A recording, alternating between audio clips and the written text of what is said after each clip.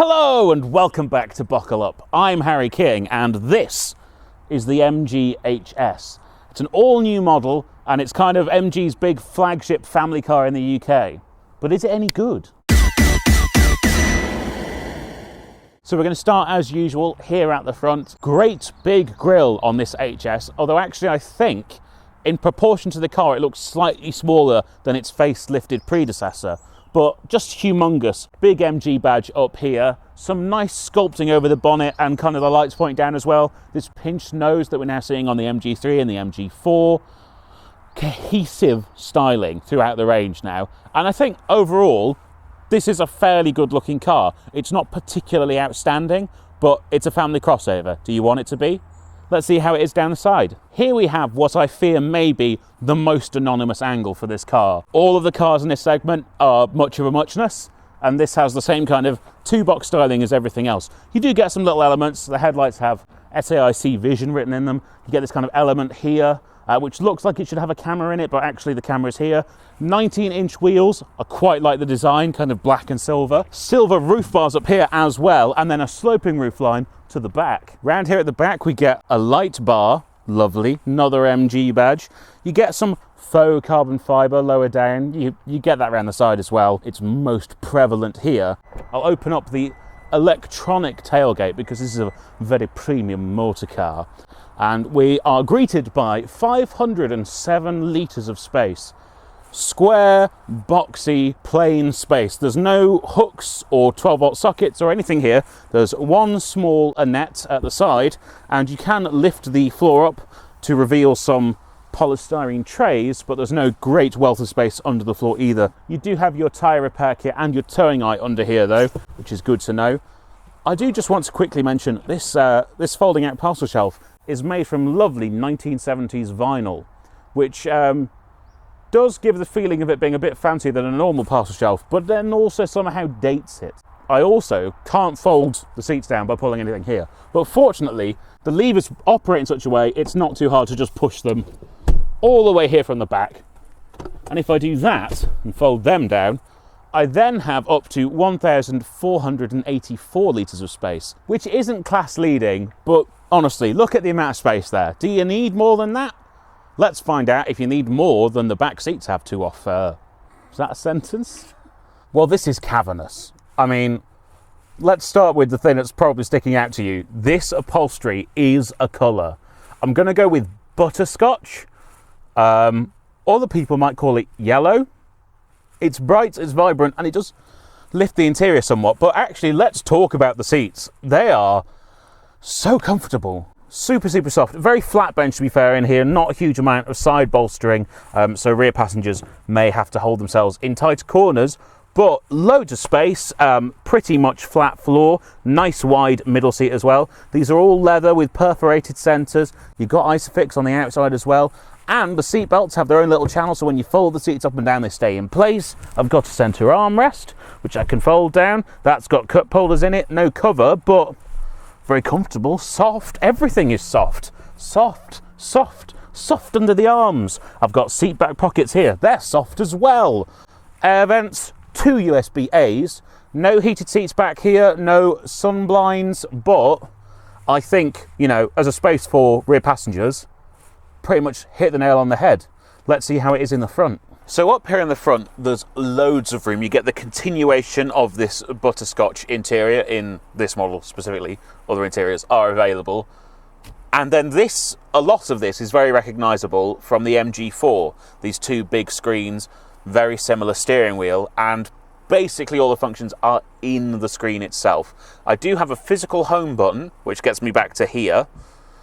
But then everything is here. So the main climate controls are here in the screen, temperature, dual zone, your heated seats are all here. If I want to go to any of the car's functions, including if I want it in sports mode, that's here.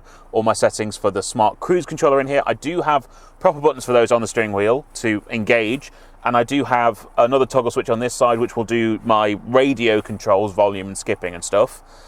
And I have these two start buttons, which MG owners will tell you can do everything. But in this car, seemingly, can only control the source of your music and turn your surround view cameras on and off, which I don't think is useful functionality.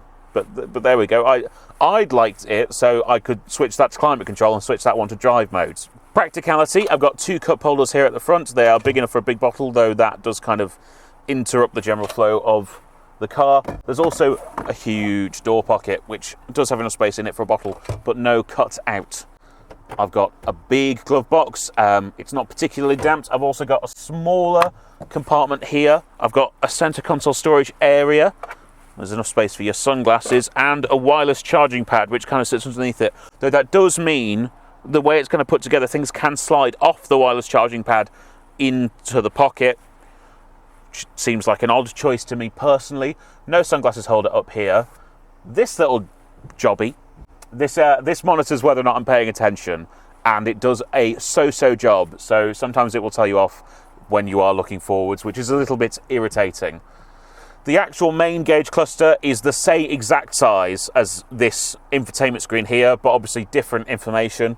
So I've got my speedo, all of my smart cruise stuff. It tells me my range for my fuel and my current engine revs, although it just has a number readout. There's no kind of rev meter. It's very slick and smart and simplistic. I think it would be improved by more button functionality. 2 USB-A's down here and a 12-volt socket, no USB-C's, and then this is your drive selector. And speaking of drive selecting, let's slide it back and go for a drive. So, driving the MG HS. Let's start with some stats. It's a 1.5 litre turbocharged engine, 170-ish horsepower, dual clutch transmission, and that means a 0 to 60 time just under 10 seconds, kind of hitting solidly what you need from a family car. More power than that, you're just really going to make people sick. I think what's more important is kind of refinement for everyone involved. So I will say the ride is nice and comfortable. There's a little bit of roll in corners, but it goes over bumps smooth enough. And actually, the pickup on the engine is pretty good. And as well as the ride being comfortable, so are the seats. They're both electric here in the front. I do have height adjustment additionally to the passenger though. They're again in this butterscotch colour in this car. The only issue I have with these seats, the back support's great, I'm in the right place. They creak against the centre console. Don't know if you can hear that, which without the radio on is a little bit irritating. Other things that are important in an everyday car, visibility, excellent. I have huge door mirrors so you can see right down to the curb but all the way up to the horizon. Makes parking super easy. I do have 360 cameras as well, very clear. Big back window, I can see out of it. It's got a wiper on it as well. The previous HS was not a bad car, but you could kind of tell that it was, number one, a sort of early effort for the manufacturer, and it definitely had some things that kind of showed off that it was cheaper than its rivals. I think if you put someone in this car and told them that it was, kind of 10 grand cheaper than a Tucson or a Tiguan, they would be very surprised to hear that. Very surprised. 25% cheaper. And you can get into one of these from 25 grand. And I know there's going to be people moaning in the comments saying 25 grand is loads of money for a car. But have you looked at car prices recently? Also though, MG seems to have put a bit more effort into kind of living up to their heritage. So what I have here is more feeling on the limit, and better steering weight and nicer throttle modulation than on previous MG cars. You can actually hustle this car about quite well, and you can also, that dual clutch is really fast. The changes are pretty much instant. I do think the shifting's the wrong way around, but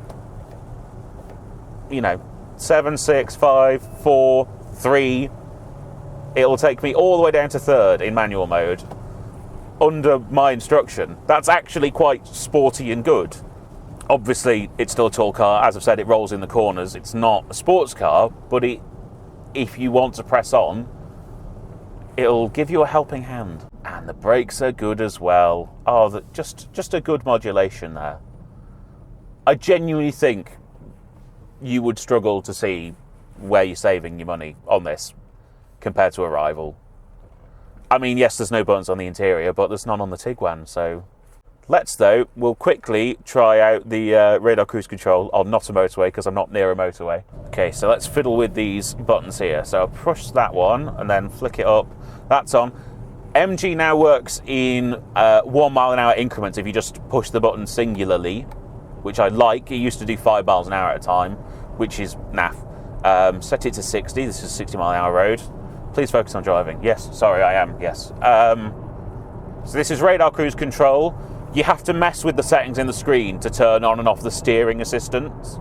Currently it's turned off, and I'm not going to bugger about with that now. MG steering assistance is all right, but it's not best in class. I can tell you that much. I prefer to just have the radar cruise on. I feel like that's kind of the optimum place for this car. But here we are, going along at 60. It's not struggling, no phantom braking. It can see the lines on the road as well, and they're not very well painted here. And I can confirm, there's no cars ahead of me now, irritatingly, but I can confirm this system operates really well. You've got your speed up and down, and then your left to right is distance control, which I think is really good that you can control that on the fly, because it's sometimes really difficult to change distance on a car. Now, under hard acceleration, especially in slippier conditions, you can lose traction. This is front-wheel drive only, and it is a relatively torquey engine, so the front wheels will spin away. It's easy to control, though. It's easy to control the kind of torque steer. You can feel a really, really small tug, but very settled overall. And I think surprisingly urgent, considering the power figures of this car. When you put your foot down, you really feel yourself surging forwards. I think that's enough nattering on from me, though, so let's go back and do a bit of a conclusion. So, the HS. What am I thinking? Well, I think this is as good a car as basically all of its rivals, but the key thing is it massively undercuts nearly all of them. 7-year warranty, really comfortable interior, little bit sporty when you want it to be. Seriously, go and check out this car if you're looking for a big family crossover. And thank you so much for watching. I've been Harry King, and you should go and like and comment and subscribe to this channel. Then go down into the description, follow us on all of our social medias, then scroll down some more, you'll find our merch shop, you can buy stuff there, and then finally become a member right on this channel, right here, right now. Do it now. Thank you so much for watching, and I'll see you next time. Bye-bye.